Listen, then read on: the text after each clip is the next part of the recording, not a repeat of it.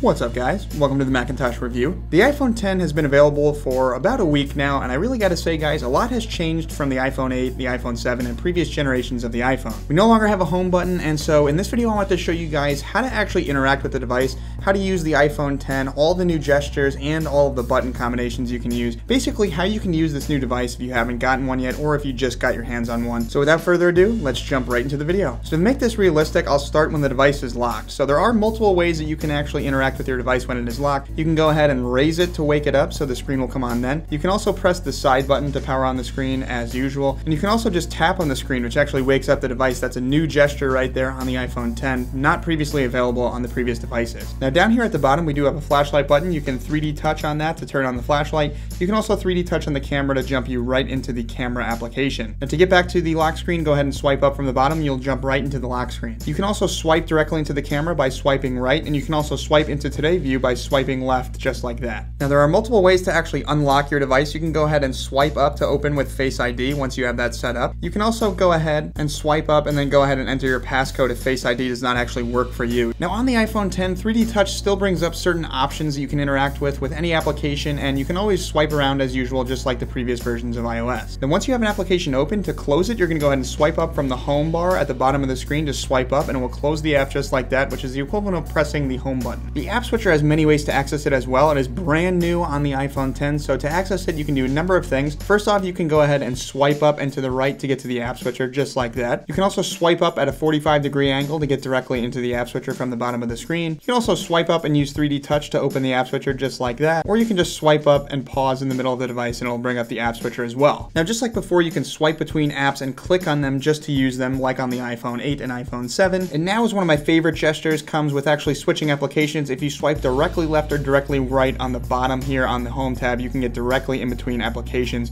Really cool interface there guys. Really smooth. I absolutely love it. You can also swipe with a U motion to get between different apps, just like that. And if you do have the app switcher open, if you swipe down, it'll open the app right on the center of the screen. Now while on the app switcher, you may be wondering, how do I actually close an application like I used to on my old devices? Well, there are a number of ways to do this. First off, you can go ahead and hold on the device until you get the little red mark and then swipe up to close the individual applications. You can also go ahead and hold on the app and then go ahead and just click the close button manually, just like that. Or lastly, of course, you can go ahead and hold on an app until the close button appears and then manually swipe it up. Doesn't really matter. That's how you close applications though. Now to close out of the app switcher, all you do is click anywhere in the background. It'll bring you directly back to the home screen. Now very cool here guys. All you have to do to get to the last previously used application is swipe to the right on the bottom of the device. It'll bring you to the last used app. Now on the home screen, you can still swipe down to get to Siri search, and along the top of the device we have new gestures as well. You can swipe from the middle at the notch left to get to the notification center. Anywhere you can pull down, and to get to the control center you just go to the right of the screen and pull directly down, just like that. Now in the settings application, you can also enable reachability on the iPhone X, and this allows you to move applications or the home screen down for one-handed use. To do this, all you have to do is swipe down on the home bar at the bottom of the screen, and it should bring the application down just like this for one-handed use. If you go ahead and swipe up, it'll bring the application right back to where you were. Now by doing this in reachability, you can also access the notification center that much easier, or the control center, just like that, from halfway down on the screen. The buttons have brand new ways to interact with them as well. You can go ahead and hold the side button for Siri,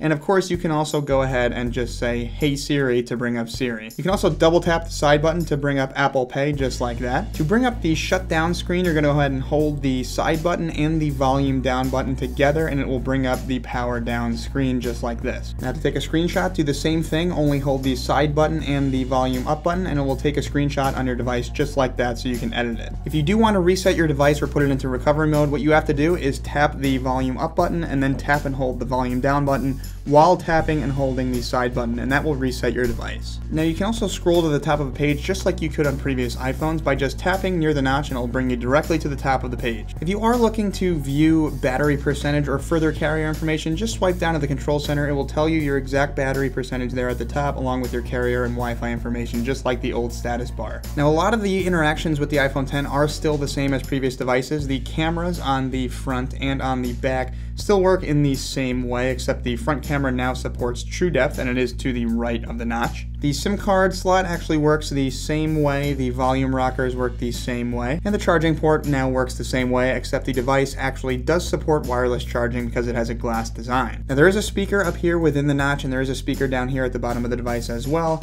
and you do still have the microphone along the bottom. But overall, guys, that is how you interact with the iPhone 10 using gestures and button combinations. Hopefully this video helped you out. I love the iPhone 10. If you are getting one, hopefully this taught you how to use it, and hopefully you got something out of this video. If you did, be sure to drop a like and share the video, as well as subscribe for more content. I'll also put all my social media links down there in the description. Definitely follow me there, guys. Great ways to stay in touch with me. And as always, thanks for watching, guys. Stay tuned for more Apple content and on the iPhone 10, and I'll catch you guys in the next video.